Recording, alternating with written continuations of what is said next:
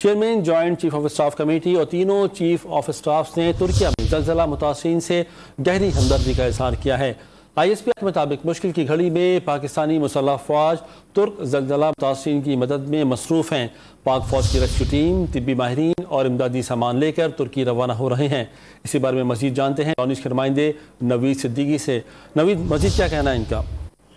Ji, chief of army staff general Syed Asim Munir की हिदायत पर पाक फौज ने 2 दस्ते जो रेस्क्यू के हैं वो रवाना कर दिए हैं टर्की, और urban search and rescue team इसमें शामिल है। रेस्क्यू माहिरीन और सूंघने वाले कुत्तों, तलाशी की रात और आर्मी के डॉक्टर, नर्सिंग स्टाफ और टेक्नीशियन पर मुश्तमिल एक मेडिकल टीम के साथ 30 बिस्तरों वाला मोबाइल अस्पताल, खेमा, कंबल और दीगर इमदादी अशिया भी भिजवाए जाने वाले सामान में शामिल है। खुसूसी तैयारे रवाना कर दिए गए हैं। इमदादी से 6-7 फरवरी की रात खुसूसी PF तैयारे के जरिए अडाना तुर्की के लिए रवाना किए गए हैं। तुर्क हुकूमत और इस्लामाबाद में उनके सफारखाने के साथ करीबी राब्ते कारी के दौरान तुर्क अवाम के लिए इमदादी सरगर्मियां शुरू करने के लिए जो कामों रिलीफ और रेस्क्यू काम पाक आर्मी शुरू करेगी। और हुकूमत पाकिस्तान ने भी गुज़श्ता रोज एक तैयारा भिजवाया था। 2 मजीद तैयारे 1-2 रोज में भिजवाए जाएंगे।